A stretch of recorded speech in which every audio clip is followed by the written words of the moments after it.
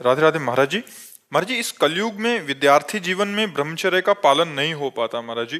क्रोध भी गिरा देता है। मलिन मन को साफ कैसे करें? कि आज हमारी जो नौ पीढ़ी है वो ना शास्त्र स्वाध्याय कर रही है और ना संतों के वचन सुन रही है, ना माता पिता की आज्ञा में रह रही।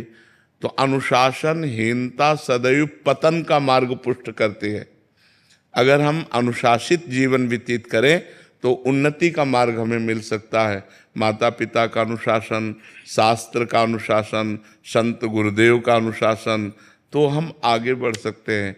तो पहले क्या था कि नवीन बच्चों को परिवार से अलग करके गुरुकुल में रखा जाता था, जिससे वहाँ उनको ब्रह्मचर्य की त्रिकाल संध्या, भगवत आराधना, वैदिक सिद्धांत, मनुष्य जीवन की उन्नति के क्या क्या लक्षण होने चाहिए, अवनति किन किन कारणों से होती है, वो सब ज्ञान होता था। अब अध्यात्म की तो शिक्षा हो ही नहीं रही है, आधुनिक शिक्षा ही हो रही है। आधुनिक शिक्षा में इतनी क्षमता नहीं है कि वो हमारे मन को रोक सके। आधुनिक शिक्षा में इतनी क्षमता नहीं है कि हमारे मन को रोक सके या शांत कर सके। ये केवल आध्यात्मिक शिक्षा में ही दम है। तो आध्यात्मिक शिक्षा विहीन आधुनिक शिक्षा में अब वो अपने माता पिता का अपमान करना, नाना प्रकार की क्रियाओं द्वारा ब्रह्मचर्य को नष्ट करना, व्यसन करना, इसमें हमारी नई समाज बढ़ती चली जा रही है। आप देख लो, छोटे छोटे बच्चे हस्तमैथुन का शिकार हो रहे हैं। छोटे छोटे बच्चे गंदे वीडियो देख करके बॉयफ्रेंड गर्लफ्रेंड, छोटे छोटे बच्चे व्यसन करने लगे हैं। अधिकतर जो माता पिता के अनुशासन में नहीं है, जो शास्त्रों का अनुशासन पालन नहीं करते, तो इसलिए आज जरूरत है अध्यात्म शिक्षा की।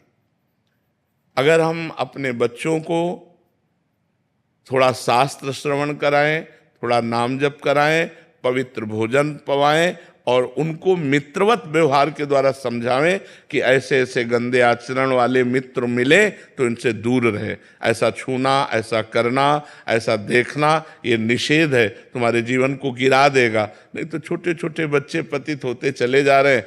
जो हमारी एकाग्रता विद्याध्ययन में लगनी चाहिए, जो हमारी एकाग्रता सामाजिक सेवा में लगनी चाहिए, वो एकाग्रता हमारी नशे में और व्यभिचार में जा रही। हम कह रहे हैं फ्रेंड बनाना कोई पाप नहीं है, लेकिन व्यभिचार करना पाप है।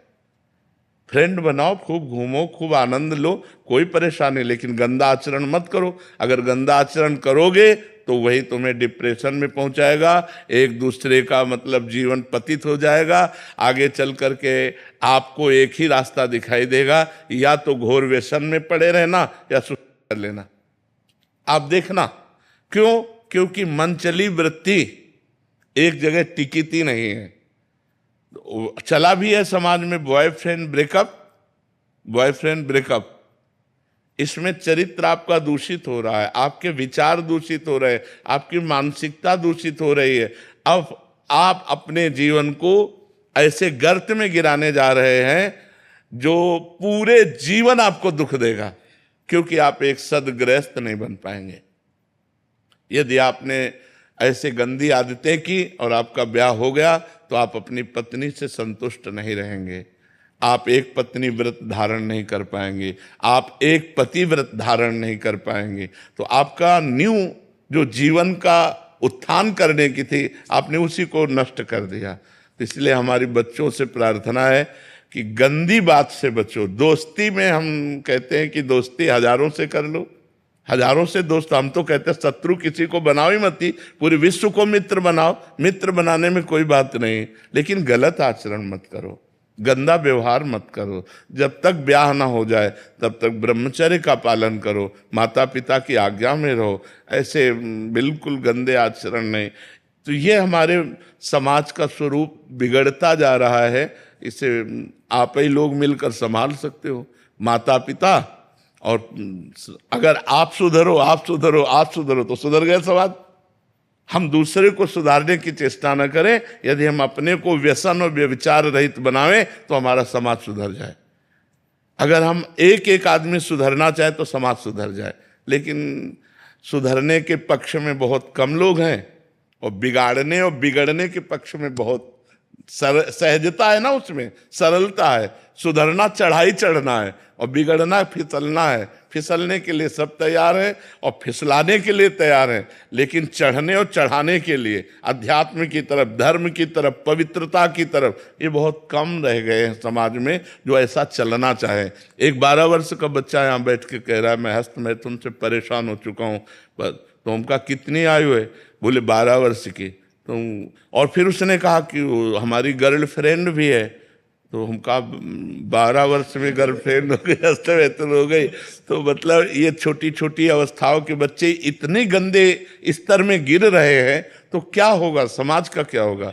कॉलेज आदि में यही ट्रेंड चल चुका है महाराज जी। तो कैसे महाराज जी सुधार होगा? जैसे आप कह रहे हैं कि दोस्ती करने में कोई दिक्कत नहीं, बट वो अपनी इंद्रियों पे काबू ना करने के कारण फिर वो उस फिसलन में नहीं। हम जैसे अपनी बहन के साथ भी तो रहते हैं घर में, मित्रता रखना कोई पाप नहीं है, कोई दोष नहीं है। लेकिन मित्रता रख करके कुपंथ में चले जाना, कुमार्ग में चले जाना, ऐसी हरकतें कर देना जिससे जीवन बर्बाद हो जाए, तो हमें लगता है इस पर सुधार होना चाहिए। बच्चों को अपने जीवन को पवित्र रखना चाहिए जब तक पाणी ग्रहण ना हो जाए, जब तक माता पिता सुव्यवस्थित जगह ब्याह ना कर दें तब तक। देखो, जो ये बच्चे एक दूसरे को भगा ले जाने वाली वृत्ति रखते हैं ना, वो बहुत दुख पाते हैं। मतलब माता पिता सालों लगाते हैं अपनी बच्ची के ब्याह के लिए, सालों जा जाके अगल बगल पूछ के रिश्ता नाता, उसके आचरण, उसके, तब जाकर अपनी बच्ची को सम्मान के साथ उसके हाथ में देते। और तुम जो 2-4 बातें कही भाग गई उसके साथ, तो पूरा जीवन निर्वाह थोड़ी होगा। तो वो कैसा व्यक्ति स्वभाव वाला है? देखो, प्रेजेंट का स्वभाव अलग होता है, लेकिन हमारा एकांतिक जीवन कैसा है, हमारा पर्सनल जीवन कैसा है? तो जब आप किसी के पर्सनल जीवन में घुसेंगे तो आप खतरा पाएंगे। इसलिए माता पिता की अनुमति आवश्यक है, क्योंकि वो अच्छी तरह देख सुन करके अपने बच्चे को सुखी करना चाहते हैं। पर आजकल बच्चे ऐसे माता पिता को कुछ नहीं समझते हैं, मनमानी आचरण करते हैं। बहुत विचित्र दशा आ रही, बहुत विचित्र दशा आ रही। जो जवान बच्चे हैं वो बूढ़े माता पिता को पीट रहे हैं अपने माता पिता के अनुसार। और मातृ देवो भव पितृ देवो भव, शास्त्र वेद आज्ञा करता है। अगर माता पिता की आराधना नहीं हुई तो भगवान की आराधना कौन कर सकता है?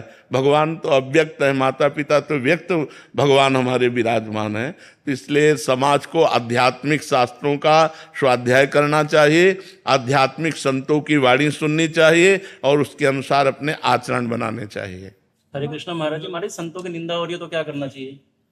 कान में अंगुली डाल लेनी चाहिए, क्योंकि अपने अपने चश्मे हैं। जिस चश्मे को हम हरा चढ़ाएंगे तो संसार हमें हरा दिखाई देगा, लाल चढ़ाएंगे तो लाल दिखाई देगा।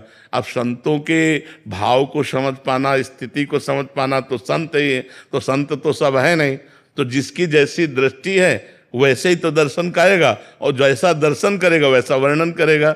जाकी रही भावना जैसी, प्रभु मूर्ति देखी तिन तैसी। तो हमें चाहिए जहाँ संत निंदा हो रही हो वहाँ कान में अंगुली डाल करके चले जाना चाहिए।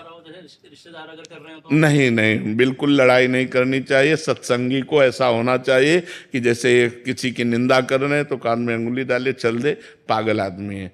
अगर आप लड़ाई किए तो आप में और उसमें अंतर क्या रह गया? वो निंदा कर रहा है, आप उसे मार रहे हैं, तो बात तो हो गई एक ही। वो निंदा कर रहा है, आप क्रोध कर रहे हैं, तो दोनों दोषी हो गए। वो निंदा कर रहा है, आप कान में अंगुली डालिए और वहां से चल दीजिए। वो उसकी मति है। सुनने से हमारा मन दुखी होगा, इसलिए हम सुनेंगे नहीं। हाँ, वो होता है, ऐसा होता है। तो हम सुनेंगे नहीं, उस सभा से चल देंगे, उस स्थान से चल देंगे, लेकिन हम उस व्यक्ति को भी नहीं मारेंगे, उस व्यक्ति से भी नहीं लड़ेंगे। क्योंकि अगर उस व्यक्ति से हम लड़ते हैं तो वो निंदा रूपी दोष से युक्त और हम क्रोध रूपी दोष से युक्त हो गए। बात तो दोनों गड़बड़ हो गई। तो हमको अपने को बचाना है। वो निंदा कर रहा है, हम कान में अंगुली डाला, चल दिया, ऐसे चल।